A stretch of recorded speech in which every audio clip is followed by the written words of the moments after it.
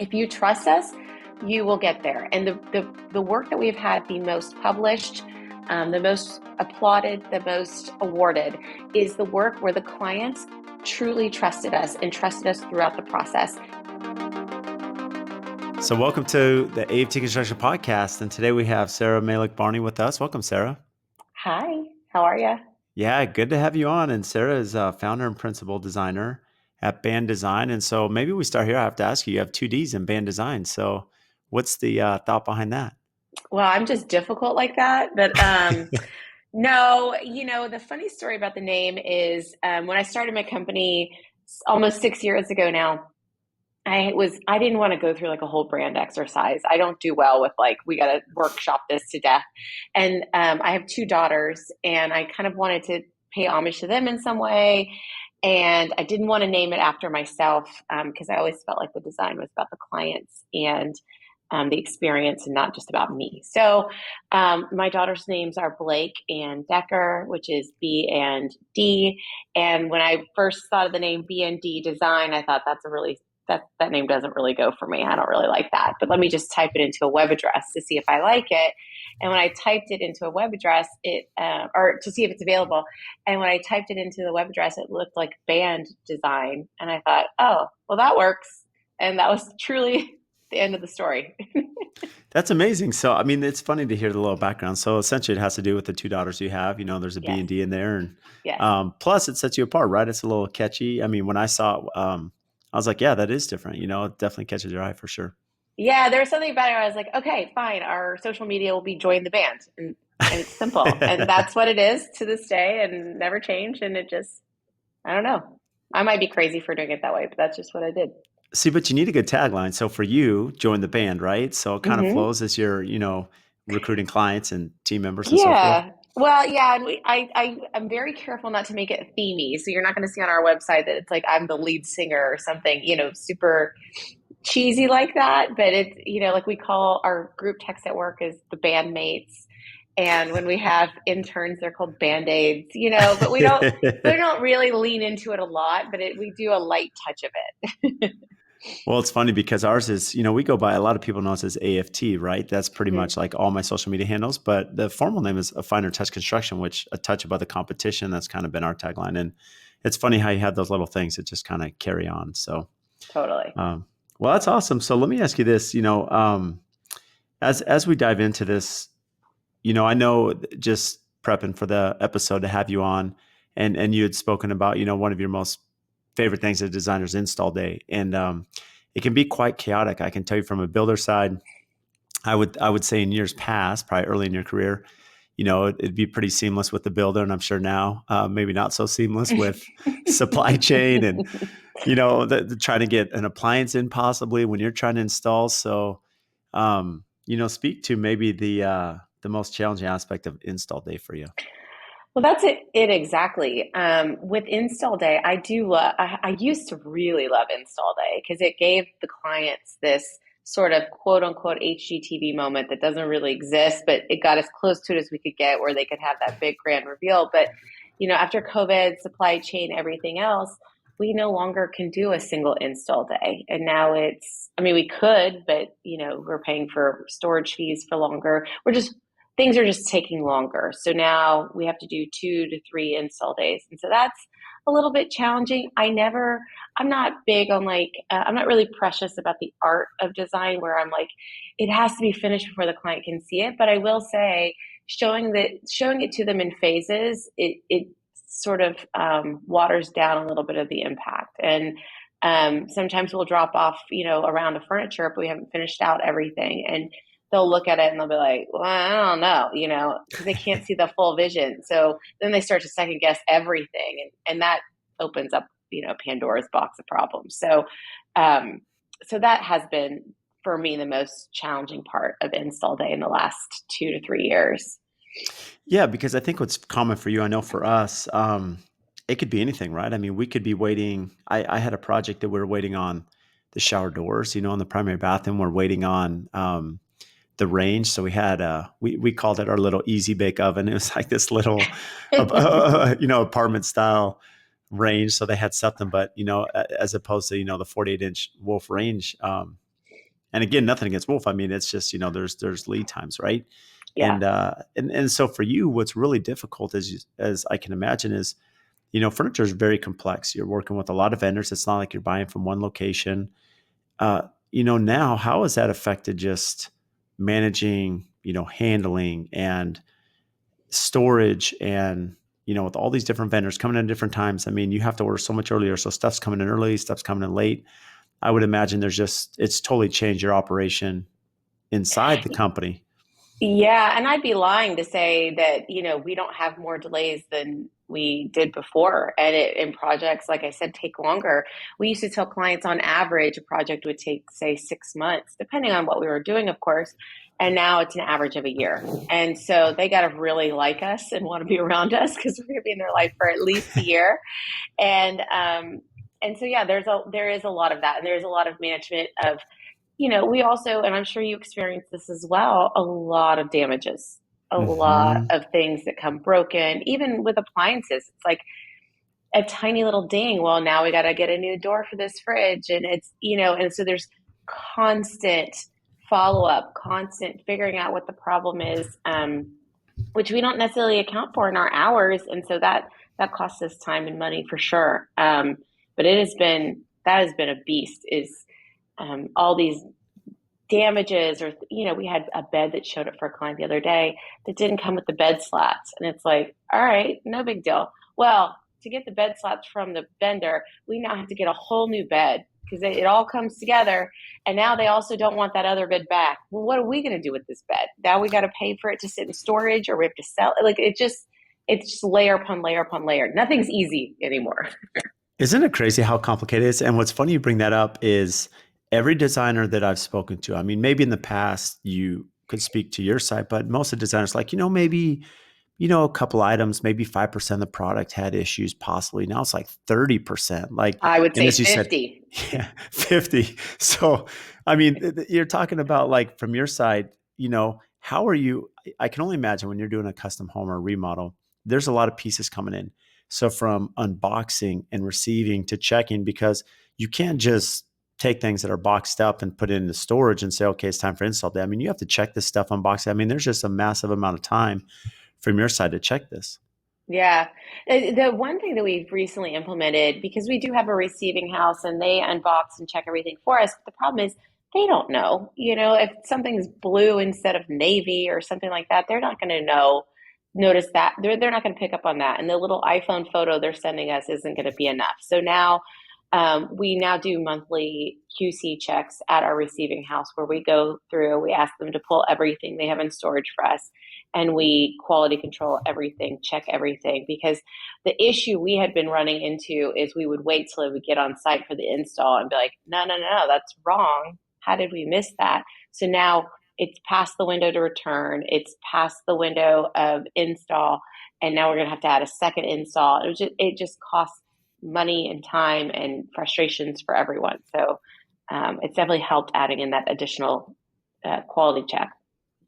Outside of furniture, when you're working with contractors, typically what do you like to provide as a designer? Are you get involved in the cabinet hardware, window coverings, lighting? I mean, to what extent are you comfortable, with that relationship? I would love to provide everything if we can. So, and every contractor we work with is a little bit different, and I'm flexible in the sense to understand that one, I know every project's unique and every client's different, so I'm aware of that. However, I do have a certain way I like to work, but if a contractor has a way they like to work, they're going to be the ones getting it done at the end of the day, the manual labor. So I don't want to impede their process because I need, tile specifications done a certain way. I don't actually care. It's however they want it. But I do like to provide as much detail as possible. We do pretty detailed elevation drawings. We provide tile lays, paint schedules, just as much detail as we can provide, and they'll allow us to provide too.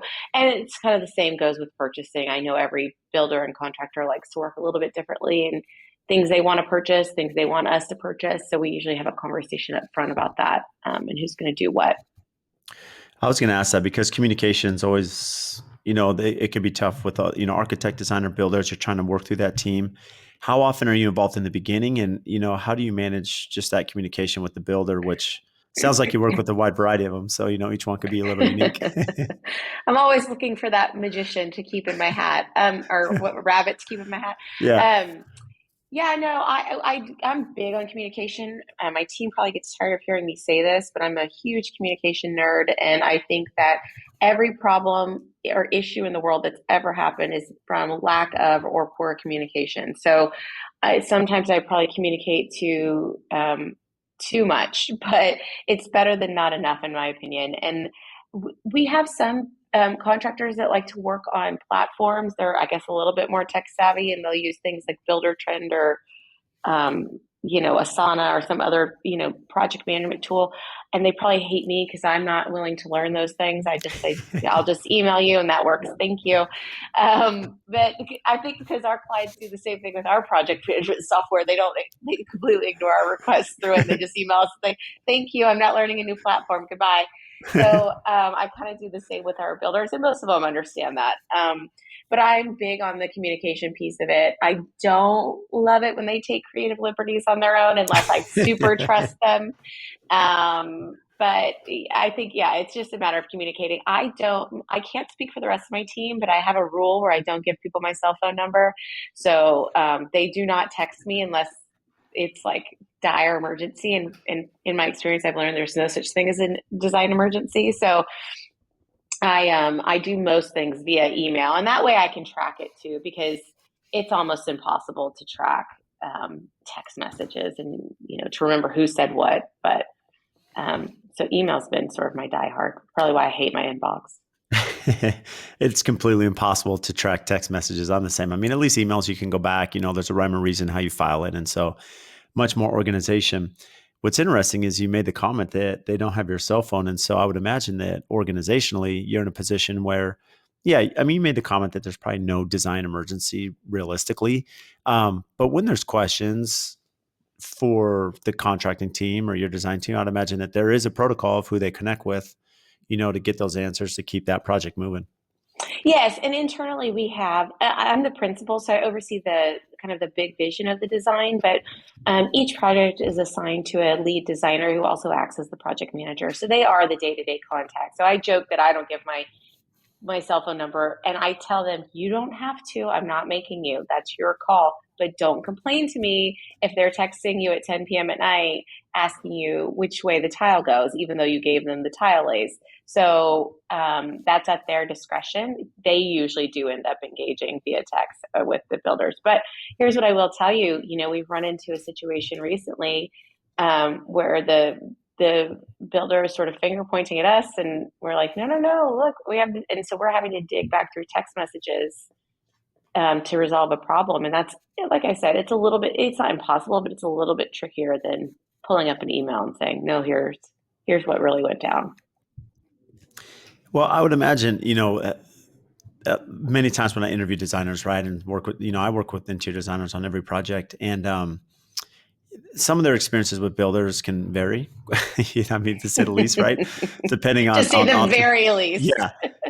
To say it kindly, right? I mean, a lot of builders aren't probably the most design savvy, right? As they communicate with their designers. What's interesting is early in my career, I think I was just out of college. I mean, this is, 15, 16 years ago. And actually it's longer, 18 years ago. But anyways, I was working with a designer, a very pronounced designer here in the Scottsdale area. And she was big. She just said, look, Brad, here's what I expect. My design book's really good. You can't deviate. Call me if there's a question. Don't make any interpretation. Don't change things. And, there's a lot of great things she taught me in my career, which has definitely helped, training internally. How do you handle when a builder does go rogue, if you will, and starts, you have this amazing design, Sarah, you and your team, and they've made some changes, and now you show up and you're like, hold on, why did you call me? This is not what we had talked about or designed. That part's really tough from your position. Yeah, I mean, thankfully, oh God, I shouldn't even say this out loud because I don't want to jinx myself. It doesn't happen often anymore.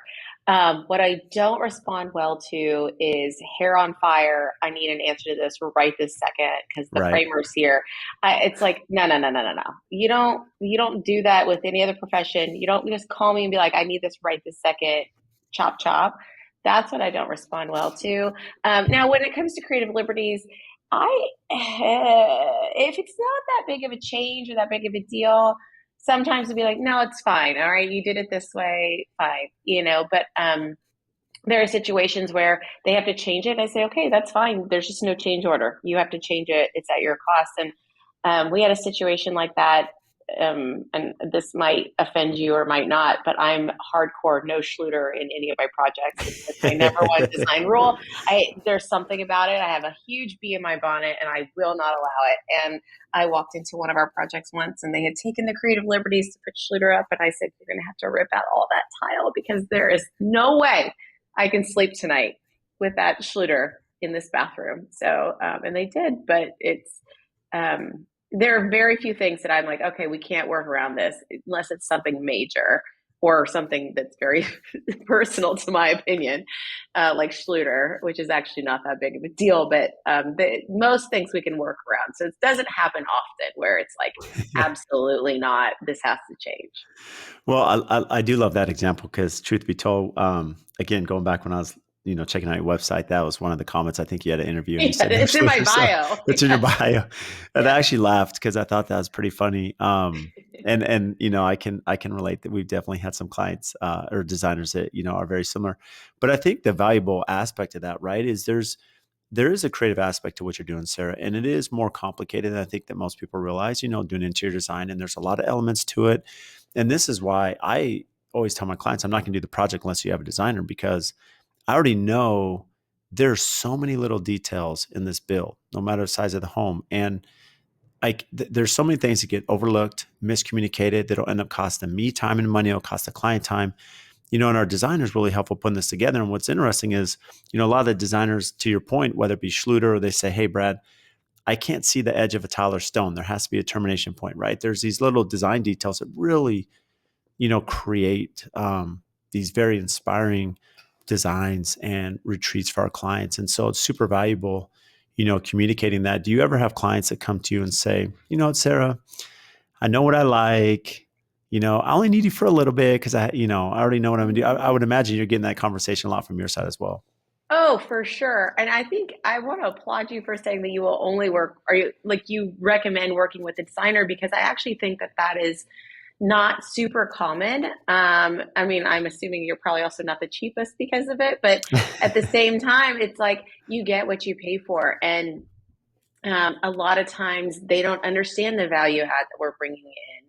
And so for a builder or an architect or whoever that we would be working alongside to really push our services, it goes a long way, because I do think, yes, we get a lot of Debbie designers who are just, I can figure out home goods, so I could totally figure out, where I should put this tile and the way it should run. I have a pretty good eye. To me, that's pretty insulting, but it does happen a lot. And it does happen where they'll call and say, I know what I like, I know what I want, I just don't have the time to do it. So I want you to do it. And it's like, well, no, that doesn't work for me. So yeah, we do get that a lot. I do want clients involved. I do want, it is a collaborative process. And I want it to feel like their home at the end of the day. I don't want it to feel like a catalog or a show house. I want their family and friends to know that they live there. So there does need to be an element of their personality, but I do want them to get out of our way and trust us when it comes to things like that. Like you're saying, termination points for tile. Like, no, nobody's thinking about that. And so we actually can bring that skill set to the table and like you said, kind of uncover those details that they could otherwise go missed. Yeah, to that point, what's funny is, so this has been just like a standard operating procedure for us. I mean, Sarah, I mean, it really is that, and I've had clients come to me and they've asked, hey, Brad, we want AFT to build our home, but we know what we like. And I'm like, if you don't hire a designer, I'm out. Like, you need to go to another Yeah. contractor. You're not working with us. And actually, my team, if I ever come up with a project and there's no designer, they go freak out mode, Oh, that's interesting. yeah. And so it's not just like a me thing. I mean, this is culturally throughout I mean, there's 17 employees and even if we have a designer that maybe, for lack of a better word, maybe they don't have as a sophisticated of design book or CAD work or stuff. And it really puts a lot of strain on our team. And, what I've seen is I work with a lot of contractors and talk to them, and I'm always amazed by any builder that's willing to do a project without a designer on board. I just don't know how it's possible to track that, just the details and the complication. And I've just seen personally that relationship with the clients better. Build time for me is way better.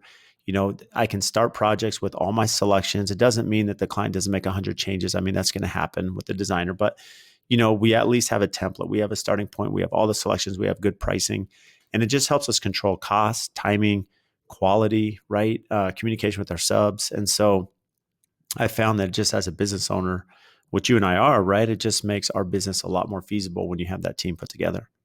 I totally agree. And I mean, it kind of goes the same way with a contractor and a builder. It's the ones who don't usually work with designers, and when our clients ask us to find another bid and find somebody cheaper, it's like we'll do it, but we're always shooting ourselves in the foot, and it costs us more time and money, and the clients are delayed, and they guess who they're mad at? They're mad at us, Right. and even though we had nothing to do with this, ding dong contractor that walked off the job. So yeah, I mean, absolutely. We end up being the fall guy quite a bit because we end up being the quarterback of the project because we are running point between the client, the builder, the architect.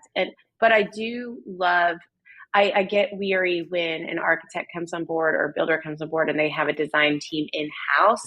And I don't say because they shouldn't, but more because I do like a diverse group of people looking at a project because we're all going to come at it from a different viewpoint and recognize different parts of that project that maybe need tweaking or additions or revisions that maybe could get missed if it's all under one umbrella. What does business development look like to you in the sense, are clients coming to your design firm first? Are you being brought in by the contractor or architect? Is it kind of a variation? Yeah, so very rarely are we brought in by the builder.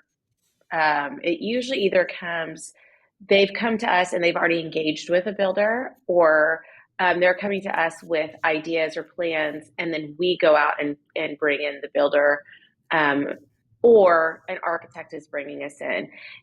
I would love, in a perfect world, we are all engaged at the very beginning from the very start, and we're all in it together. For whatever reason, a lot of times we are either an afterthought or we're the only thought. And when we're the afterthought, we have to come in and be like, sorry, you already did these cabinet plans. I think that they're wrong. So we have to come in and make edits. And that's when the builder and architect hate us because we've come in and made edits. So yeah, I would love it if more builders brought us in. But usually, like I said, I think it's rare that you guys are like, no, you have to bring in an interior designer. Um, Seriously, I think whenever we come in, they're like, "Oh God, here we go. This person's gonna want to make changes and want to do it more difficult, and she's not gonna want Schluter, so it's gonna be more in the tile labor." So Yeah. I think that they get irritated to see us more often than not. Well, it's interesting you say that because I think it's perspective, right? We have a lot of builders, architects, designers listen to the podcast, and I mean, I'm sure tired of me saying this, but what's interesting is I've heard a lot of builders specifically, and even designers at that point say, I've it's interesting to hear that there are people or other collaborators, right, from the design aspect and builder aspect that are actually striving to have that team from the very beginning. And I tell them, well, if you are working with a designer, an architect that's not collaborative from the very beginning, then you're working with the wrong people, right?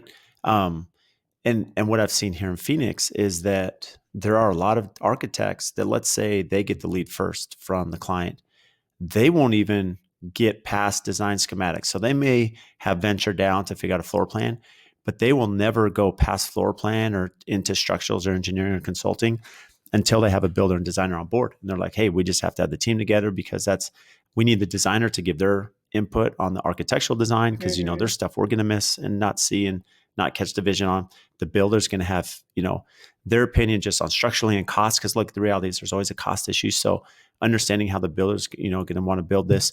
And, and I think that's important. It's just understanding you have to find people with the same mindset, right? That believe in that and see the value really is what it comes down because there's so much Hmm. value that the design team offers that just, you know, for us, that heavy lifting is pre-con, get Sarah and her team Hmm. from the very beginning. Once permits issued, then it's very easy lifting throughout the build because now we can follow their design book. We have the information and we just go build. Yeah, I think that's super rare. I mean, I've had a lot of experience where the architect does not want us there and is irritated that we are there. So it's not, and I'm saying that it's not like half joking. I mean, it's not like a through line. There are so many great architects we've worked with and so many great builders we've worked with. But it's like you're saying, is understanding we each have a role. And so each one of us plays a part in this picture, and each one of us has an important part in this. So it's not like I'm here to make your life more difficult. It might be more work for you, but it doesn't mean that I don't want the same end result.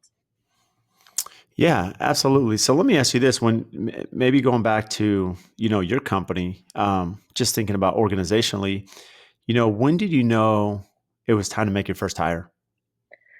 Oh gosh, pretty early on. I don't do well. Like uh, I actually know the exact moment. So I started my firm, and about a month into it, I was overwhelmed with the amount of work I had to do, which was great. But I ended up landing a very big project, and it was for a family of like nine, like some huge family, and it was a new build, and I was deer in headlights, and I thought, how the hell am I going to do this? And so the very first person I brought in was a project manager who could manage all the orders and tracking of the project and sort of just all the details so that I could design it and sort of pass it on to her, because I knew I wasn't ready to bring in design help yet. So it was pretty organic. So the first couple of people I hired were people to just help me on the back end so I could keep designing and keep bringing in more business. And then shortly after that, it was like, okay, I'm ready to pass off some of the design work because I was heavily involved in the business development side of things and couldn't do both. So a lot of business owners kind of struggle with that. There's kind of that tipping point, right? As you're growing your business, when's the right time to hire? Is it too early? Do I have the cash flow? Did you ever have any reservation just on, okay, once I hire someone, now I'm responsible for them. I got to keep that, workflow going. Did you have any drawback, making that hire? No, because we were in a good spot cash wise. I knew I was burning the candle at every end. So I didn't have another hour to give. It wasn't like was like, well, I want to do this so I can take a vacation. I mean, I was burning it hard. And so I knew if I wanted the business to grow, I had to bring in help. And when it comes to hiring in general, it's like, what are the tasks that you're not the best at that you could pass off to someone else and the product would still be the same? And that's sort of where I got to finding the project manager piece of it versus doing some other sort of role early on. And there's that saying, you got to spend money to make money, and that's the same in business. It's not free to do business. There's costs associated with everything. So I kind of knew that. And when I first started the business too, I didn't know. It was a second career for me. So I was like, what is this that is taking off all of a sudden? It was sort of a shock. And I was like, I'll give it a year. And if it's worth a damn, then we'll stay in it. And if it's not, then I'll move on and I can just go back to my standard life that I was living. So it worked out. That's amazing. And what does that look like now, company wise? Employee size, and how's the company grown? Oh my gosh. Well, so we're about to have our 6 year anniversary, and we have been a snowball down a hill since day one. And for the first time ever, that hill is sort of flattening, which could be scary to a lot of business owners, but for me, it's like, thank God we needed a little bit of a breath. So we've grown pretty tremendously in the last 6 years. We've done over 150 projects. Right now, our team, it varies in size given on our project load and kind of marketplace, but we're anywhere from 7 to 10 folks, full-time people on staff. And we're pretty diverse in the sense that, like I said, we have a robust design team where we have lead designers who act as project managers, and under them they have design assistants who assist them. And then we've also got some support staff like office admin. We have somebody who runs all of our marketing and social media, somebody who does all of our business development and operations and all that good stuff. So we've got a great team, but it's been a crazy amount of growth in a very quick time. Well, if I understand correctly too, I mean, design, um, wasn't your long-term career path. I mean, you had a prior career leading up No, to this. no, yeah, no. I come from an entertainment and sports industry background. I worked in entertainment and sports for 15 years, and I loved working in it. But I sort of got burnt out, and I never thought design was a job. I thought it was something rich old ladies did, and like looking at sofas and drapes. I it always interior design as a whole always felt like a very unattainable service. And it was kind of like this thing out in the ether that wasn't a real thing. And I don't know, I don't mean to be cute about it, but it's truly like a light bulb. Like, what if I went back to school for design? And I said earlier, I had two young girls. And so I was at a point where I really wanted to show them they could make a name for themselves and do whatever they wanted to do. So I thought, well, why not start my own business? Because I've got nothing else to do with my time. Right. And at the time they were so young too. They were like 3 and 5. So to think about having a 3 and a 5 year old working a full time job and starting a business, I must have been like drunk the entire time. I really don't even know how I like managed through it, but I did. So yeah, I didn't think it would be a thing, but then when it became a thing, and it was, I thought, oh my gosh, this is what I've been meant to do my whole life. But I couldn't have taken a different path to get here. It would not have been the same result. So it was super important that I had that past journey. And I actually think it led to a lot of the success of our business because I did come from a business background anyway. So Well, I think I do want to touch on the business background because I think that's a really key part to you being so successful as a designer. But you know, when when I speak to people and they're like, "Hey, it's hard to change careers," they may be, um, in their 30s or even 40s, and you think about it. I mean, most of us are working till, you know, 60s. It's pretty common. I'm like, why not make a career change? You just have 30 years of your career, right? It's pretty easy to do. I yep. mean, did you ever have any reservation in sport? Of course, you mentioned that I didn't realize I could have such a successful career, right, in interior design. Um, Yeah. starting a new thing at this point in life. I mean, especially after you've been successful, because I think you're on the producing Ellen DeGeneres show or something. I mean, back in the Uh, day. yeah, I worked in TV production and then I was a talent agent for a long time. And then I worked for South by Southwest for many years, overseeing all of their entertainment and sports partnerships. So working with movie studios and TV networks and, brands like Nike and Gatorade and those sorts of things. That was fun. And it was sexy and alluring. And, there's all the cool stuff that goes with it. My parents were so married to their jobs as growing up and they would come home and just complain and moan and groan about their jobs. And I always thought, like, why would I work a job where I would come home and complain and moan? Why would I not do something that really interests me? And so from a very young age, that was super important to me. And I always said I would never stay in a job that was so stressful and painful that I don't that I would stay in it even just because of the money. And I was making really good money, but I had a mortgage to pay and I had kids to feed, and it was scary. And that was the biggest piece of it. I'll never forget. I was driving early on in starting the firm, and I was listening to a design podcast, and one of the women said, the IRS reports the average salary for an interior designer is $50,000 a year. And I almost like ran into the car next to me, like throwing up, because I thought, oh my God, I've made this huge mistake to go from this lucrative sales job. And like, I can't take care of my family on $50,000 a year. I've lost my damn mind. And so very early on, I was like, I've got to do this differently than how others have done it. And I'm not saying that I'm some sort of revolutionary pioneer in how I set up my business, but I definitely set it up in a way that hadn't really heard of or experienced, but it worked for us and it allowed us to grow really quickly. And I think because I did have that business training, it helped quite considerably because I do talk to a lot of people who don't have that and they come straight out of design school. And in design school, they don't make you take business classes. They don't really teach you much on residential design. They set you up to just go work at a big firm and just, move on with your life. And so I already had that leg to stand on. So I think that helped really tremendously in our growth. Well, it's interesting you've taken that. I don't want to say stance, but really that mentality of, I'm a business owner, I understand business, and I happen to focus on interior design. But how did that business background play a role, especially early on? I mean, it sounds like you definitely understood the value of hiring somebody right early on, and especially if they could take things off your plate, that you can now be the visionary and focus on the business. Not everyone has that understanding, right, when they're starting their company. So what do you attribute, especially as you're trying to, not getting into financials, but as you're breaking down, job costing and furniture and how you bill for your time and how do you value your time, right? It sounds like you actually had a good understanding of that, before starting your design business. Yeah, I mean that's it exactly. That's the biggest piece of it is even though I was a brand new baby designer, my time wasn't worth $0. And I felt, and I've always charged what I thought my time was worth, regardless of experience in the industry. And it because if I left my job or I left design and went back to a sales job, I know what my time would be worth hourly. So I'm going to charge that. I might go a little bit less because I'm not as experienced early on, but my time is my time. And, kind of going back to the whole communication piece of it, I'm the same way about time. I'm a total time nerd.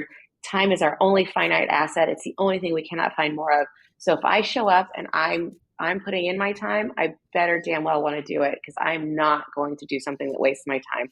And I'm very, very big on time management, both from my team, for myself, just in general, because it is, like I said, it's the only thing we can't get more of. So I'm very, very aware of where my time goes, and I'm okay billing as such. So maybe there's two parts of this because as you think about it, I think what's really difficult, you're managing job leads, right? You have inquiries, you have people that you have to vet. I do the same thing. And I don't know how it was for you early on. And for me, I'd get an inquiry and I'm like, all right, someone's calling me, like, let's go meet them, without really thinking about, okay, do they have the budget? Do they have the time frame? So I'm spending time driving to their location, spending time without even getting down the road vetting them. And I'm just being open here. Of course, early in my career, that's how it was, right? Because you're trying Yeah. to build your business. How did you, early on, and maybe how's that changed now, vetting the customer to make sure this is a legitimate lead that I can spend some time, developing, and then at some point engaging right fees as we get into the service? Yeah, that's a great question because you're right. At the beginning, it was like, sure, I'll come. Sure, yeah, yeah, I'll do that. Yeah, yeah, yeah. But you didn't know what you didn't know, right? Like you didn't know what questions to ask. You didn't know what things are going to cost. You really didn't have a sense of what to expect and anticipate. And now, and I don't want to dumb down what it is that we do, but like I've seen every house. Like there's every now and then there'll be one that's a little bit wonky and a little bit out there, and I can't understand the floor plan. I don't even meet clients anymore in advance, and in fact, 9 times out of 10, I don't even talk to them before they've signed on. It's my business development person who is. But that's because of our experience at this point. We know the questions to ask. We know, okay, I know it's roughly going to take this number of hours. I know to account for, this probably will change. This will probably be added. This will probably be removed.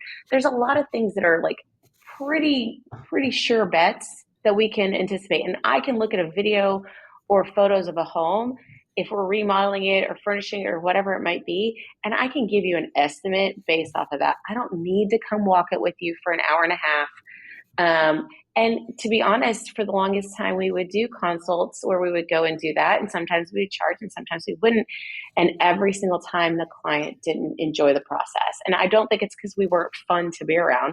I think it's because they didn't understand the value of what we were doing. We would come into their house and say, oh, thank you for walking us through. I think you should add a bookshelf here and a thing there. And she's like, yeah, I already thought of that. Or, we've already lived here. We know this house better than you do, and all you did was validate our opinions. What good was that? Like my friend could have come over and done that. So I'm also not a good reactionary designer. I'm not somebody who's going to come in and say like, do this, do this, do this. I could do that, but I could also go home and think of 10 other ways to do it and a way that's better. So you would rather me not come and look at it and tell you what to do. You'd rather me just see pictures, give you a design proposal, and let me ruminate on it and really come to the table with my best versus just spitballing. So how do you sell that value to the client? Because I know, especially now, there is a brand, right? You have a reputation. You've done 150 projects in 6 years. So you have this incredible credibility. So maybe this is early on. How are you selling that value? Because you value your time, just you as a firm. Yeah, I mean, it's kind of the whole, I don't know if it's the fake it till you make it thing, but it's sort of like, if you sound confident in what you're saying, people will believe you. Yeah. I mean, we have politicians who are proof of that. So if you just, it's not like you're just selling them a bill of goods. I'm not some sort of shark that's lying to them. But at the same time, if I believe in it, or if I feel strongly about it, then they'll feel comfortable in that. And if they trust us, that's the biggest piece of it.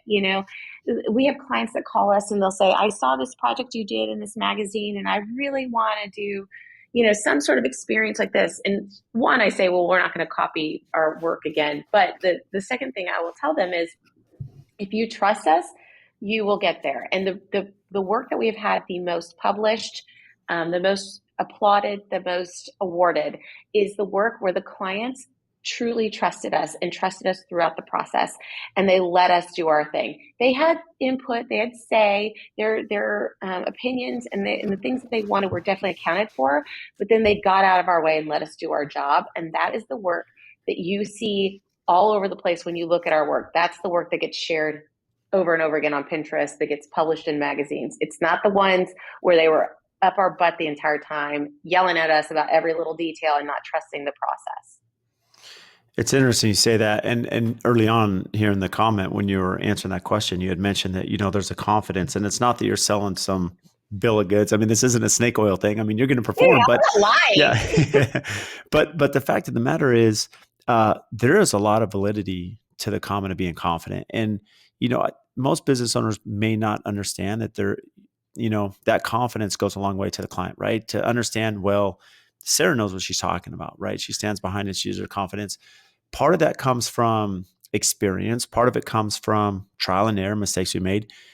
Even better is when we've networked with other for you designers, me, other builders, and maybe that cross, communication and cross networking is valuable as well. I found that for me, not just the mistake side, but having networked with other builders, like I'm in a Builder 20 mastermind group, and where I've had some hiccups on these communication points, to talk to them. How would you answer this? How do you address this?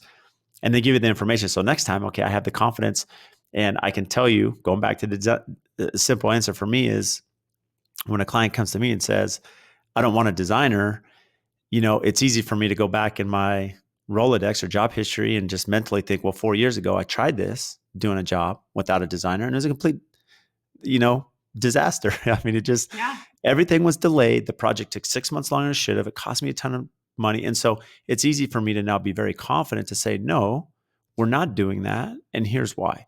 And, so what do you attribute to that? Especially not maybe having a history in design for 20 years, but, to have that confidence early on. Did you have a network of designers? Did you just have confidence because of your prior career? Yeah, I mean, it's all of those things put together, right? So I do tell clients, especially when it comes to furniture and materials and those sorts of things, when they're like, well, is this good quality or not? And we always have a joke in the office, like, no, I'm showing you total garbage. Like, yep, it's not good quality at all. Just hoping you buy it. Like that. So there, I joke about that, but it's like we get that question a lot. Like, is this comfortable? Is this the right color? Is this, will it look good? No, no, no. We're not going to show you something we don't think will look good. But at the same time, we spend hours and days and months researching, talking to other designers, but I travel all over the country, all over the world. I'm going to Spain next week to learn about tile. We do a lot of education on our behalf so that we can tell you confidently, yes, this sofa will be comfortable because I sat in 10,000 in High Point, and this one I know is comfortable. So we do that for a reason. We are cutting out that work for you. So trust us in that regard. Yes, the confidence is a piece of it. And for me, the only time I'm ever really faking it, and I always like go back and Google it just to make sure, or like do my research. It's like there are certain things I don't know. Obviously, I'm not a builder. So there are certain things I don't know when it comes to building. And I'll never forget like my very first major remodel project. And I was picking out tile for the shower with the client. And she's like, well, doesn't the shower floor tile need to be smaller for the water to drain, and doesn't need to be a certain size? And the client said that to me. I go, yeah, yes. And I was like, yeah, totally forgot about that. Let's put away this larger tile. And I was totally BSing because I had never heard that before. And I mean, now I know it to be true. I'll never ever forget it. But that was super, super early on. I thought like, God, I'm a ding dong. I am not ready for this at all. But so there are things like that though, and that's a pretty basic one. But there are things like that where you learn them over time, you can't know it all. And I even tell my design assistants who are fresh out of school, I'm like, we work with thousands of vendors. I do not expect you to know them all in a month. I do, like, I'm still learning about them. You're gonna keep learning, you're gonna keep evolving. If you're confident in what you're doing, and at the end of the day, I don't always hire people fresh out of design school because I'm not fresh out of design school. You either have an eye for design or you don't. I can't train that. I can't teach that. So that is sort of where the confidence piece of it comes, because I know I have an eye for it. Everything else can be learned. I can learn computer programs. I can learn knowledge about tile. I can learn knowledge about furniture. That can all be learned. But I cannot just fake a design eye. I can either do it or I can't. Yeah, that's very good perspective right there. That there's no way to fake through that, and I do love the experience you gave, even going to High Point, right? Where not only is there an educational process just from you understand the business aspect, but also functionality, right? I mean, you've spent the time, done the due diligence to check the vendors, to sit on these items, at High Point, and so there's investing in yourself, your team, products that are out there. I mean, that's super valuable to understand so that you can communicate properly as you're specifying this stuff for a client. Totally. Yeah. I mean, how am I going to sell some brand they've never heard of and will never hear of again to them when they're like, well, I could just go to Pottery Barn, get a sofa. I'm like, these are the people who make it for Pottery Barn. Can you Yeah, please trust me in this? So right. that's a tough sell, and people don't understand that. And so it does go back into the education piece of it. I think a lot of designers don't invest in that continuing education because it costs money, but it is highly valuable and absolutely the most important thing that we do outside of the work we do for our clients. So diversifying income is something that, a lot of people may have, not think about, right? With their business. It's one thing to have the feed business and you do have the furniture side, but what is band development? Band development is this little brainchild I came up with back in October of 2019. I was like, especially in Austin, architecture is not great. We're not an old city. It's probably similar in Arizona. It's because it's not like a historic, that you see like on either coast. It's a lot of 70s, 80s like bad architecture. And Yes. so there'd be a lot of like just mass builders coming in, throwing up stuff. And I just got tired of seeing these flips and these new builds that had no personality and no charm. And it's not that I needed it to be over the top wow, but I needed something with a little bit more personality than just subway tile and industrial fixtures. So I set out. I was going to start doing some high end residential flips and remodels with sort of a more design focus. And then COVID hit. So I kind of took a beat and I said, okay, let's hold on this for now. And I was talking to a business friend at the end of 2020, and I was telling him about my idea, and he said, I want to do that. And I said, no, no, it's my idea. You can't have it. And he said, no, no, I want to do it with you. And I said, okay, fine. He came from a finance background. And so we launched in 2021 Band Development, and we bought our first property to flip it sight unseen. The market was crazy at the time. And when we went to go walk it after we had closed, I very quickly realized it had $70,000 worth of foundation issues and was no longer a flip and now a custom spec home and tear down. And so we became spec home builders overnight. We engaged with a builder, we engaged with an architect. We built that team very early on. We ended up selling that house before we ever did anything to it because the market was so crazy. So that was not a great litmus test. But since then, we now have 4 properties that we are working on that are both new builds and that original flip model that have a little bit more of a design edge. For example, one of the flips we're working on right now, it's this gorgeous, gorgeous property. Instead of just throwing up a standard steel and glass door, I designed a white oak tambour door that's being custom made and shipped over to us. So there's like little special elements that make it a little bit different than just quick flip, get in and get out. And they're higher end too. So it's not like it's just, Betty next door who's painting and flipping it sort of thing. See, and this is what becomes really difficult because, for anyone that's got, that's worked in speculative projects, right? And spec home building, um, unfortunately, there are a lot of companies, and I'll just speak to like Phoenix, there are a lot of flippers, we'll call them, and they're building really poor quality, right? They're looking Yep. at just in and out, cheap stuff. You can feel it, you can see it when you walk the property. And it's just so they can get the biggest ROI. Where it really takes talent, I would imagine from your side too, Sarah, is that as a designer, to spec something that is nice, right, and quality, and still work within the parameters of a good investment, that's not easy lifting. That's not something that's really easily done. Yeah, it's definitely not easy. It's definitely a little bit of a song and dance. It's a little bit of like walking a tightrope. And, even when we bought, for example, this door for this project, I mean, it is very, very expensive front door. And I said to luckily I have a realtor on board as well, and she gives me a lot of great feedback. And I said, is this door worth this ungodly amount of money for a seller? And she's like, yes, yes, it is. And I understand that too in real estate. There's certain things that matter to clients and buyers, and there are certain things that don't matter. And so at the end of the day, it's like I don't need to spend all my money on a certain, I don't even know a good example, but like for example, like can lighting. Like there is some, but like if it's professionally lit and designed and all this stuff, sometimes they don't care. So there's a little give and take for sure. But so we're working through that. It's I'm very excited about where it's all going, and I'm very excited to see the end result of this one particular flip we're working on right now.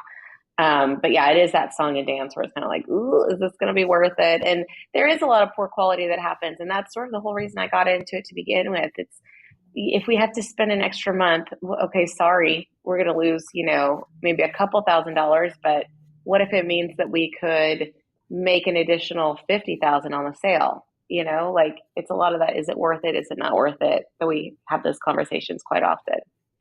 Was it difficult?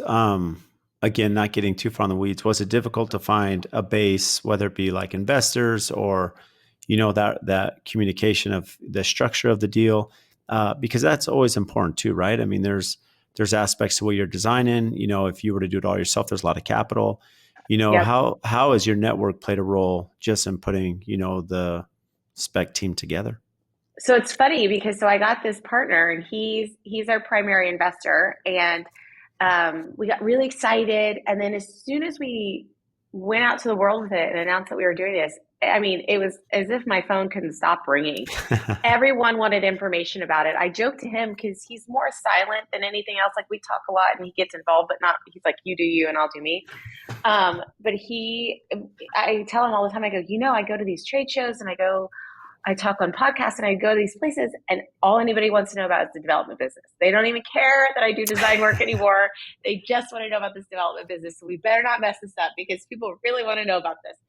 And our plan is to grow it outside of Austin, kind of nationally. I don't actually want to stay just in the Austin market. What we're trying to do is really lock in those first few and get them just right. And then we have, like I said, immediately people were saying, I want to invest, I want to invest. And I think for them, especially in the Austin market, but other markets too, it's a little bit of a no-brainer because you've got a designer on board, you've got somebody who understands real estate on board, and it's like there's a lot of trust put into it, more so than just like I'm your next door neighbor just looking to flip houses. There's some history there, and on top of that, we're getting quite a few brand deals with brands that want to work with me and my brand, and so therefore that helps the bottom line too. Yeah, and that I'm glad you brought up that aspect, because as you think about just the reality is they're not making more land, right? So Yeah. just like you said, they're not. You don't have more time. Like, so this is a finite resource that there's value there. Having lived through the last recession, you and I did. People would say, "Oh, it's never coming back," and you look, well, it didn't take that long for it to come back. Yeah, it was maybe 7 years, but it took some time. But the thing is, there is value in for tasteful design that there's not a whole lot of, and I can relate in Phoenix because there's a lot of homes, I would say even in the 90s and 2000s, that weren't great, right? That Oh it just, yeah. yeah, you come and slap them up, and then here you are, we're trying to rebuild these in nice areas of town. But the vendor side's interesting. What do you attribute to those vendor relationships? Because, vendors are looking at putting their product out there. They want them on display, and there could be a lot of collaboration from social media and, podcasts you've been on, naming them, or just the spec itself. Because now, there's a lot of publicity with these projects. How have you built those relationships, over the past 6 years? Yeah, it's a lot of staying in communication with them. I got an email today with uh, my contact over at Benjamin Moore and just connecting. And so we do a lot of that. And those people, by the way, are at these trade shows that I'm going to. So it helps to get that face time with them and going to dinners with them. It's just like any other business. And I think people kind of lose sight of that. But when it comes to the vendor relationships too, especially in Austin, um, and I'm sure this is true in a lot of other markets, there's in each category, there's a vendor that has a foothold.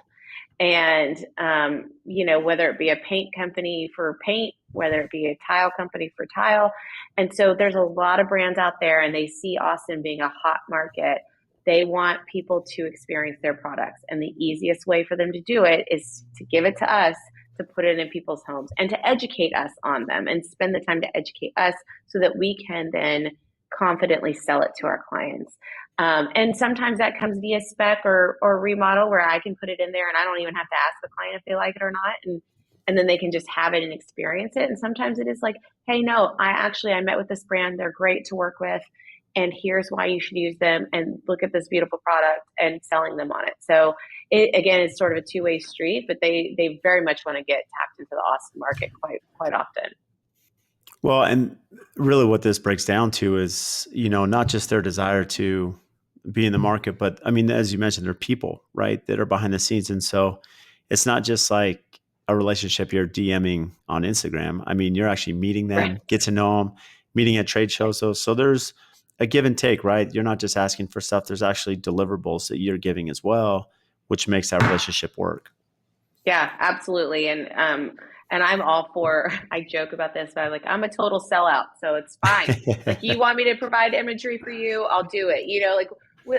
I understand it's a business at the end of the day for them and for us. So I want it to make sense for them. I want it to make sense for us. And I'm not going to be, some hard ass about it. That's like, no, like I'm so protective of this vision. It's like, no, if it looks beautiful and I can stand behind what we've put out there, then sometimes there's some ebb and flow to it that can be negotiated.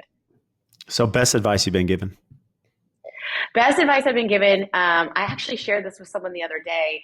Back in my old TV talent agent days, I had a mentor, and and I still call him a mentor, even though he would probably hate to hear that now. But he said that return every phone call, return every email.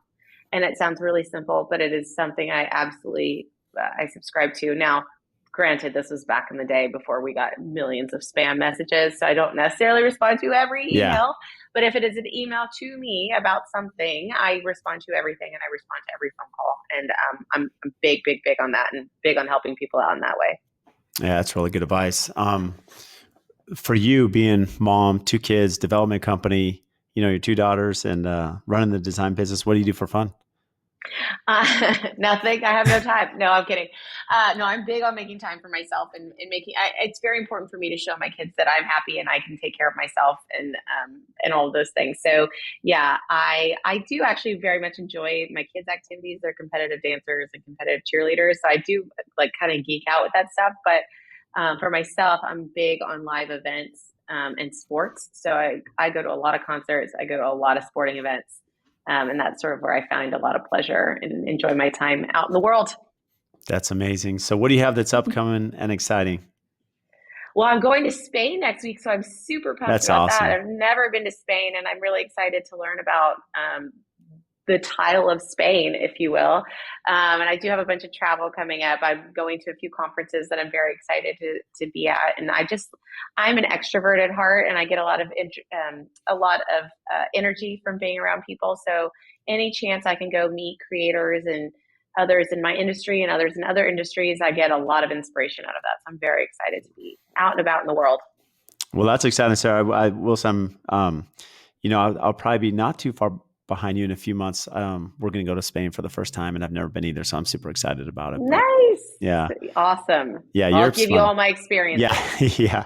Share me all the good places, but That's I right. can't thank you enough. I know you have a lot on your plate, as you mentioned today, and share some amazing insights. So where can our listeners find you? Um, everywhere, every social media channel is join the band, extra D on the end, and then website is band design. Well, that's easy. Well, Sarah, I can't thank you enough. Thanks for coming on today. Thank you. So fun. If you get value from the show, please support us by giving a 5-star rating and review on whatever platform you listen to. And I also have a favor to ask. We've had some incredible guests that come on and share their wisdom, their knowledge about their business. So if you have friends or family members that could benefit from those episodes, please share it with them, as well as any other business owners that you're networking with that could get value from the podcast or certain episodes. Please share those as well. Again, subscribe, make sure you're following. Any questions that you have, topics.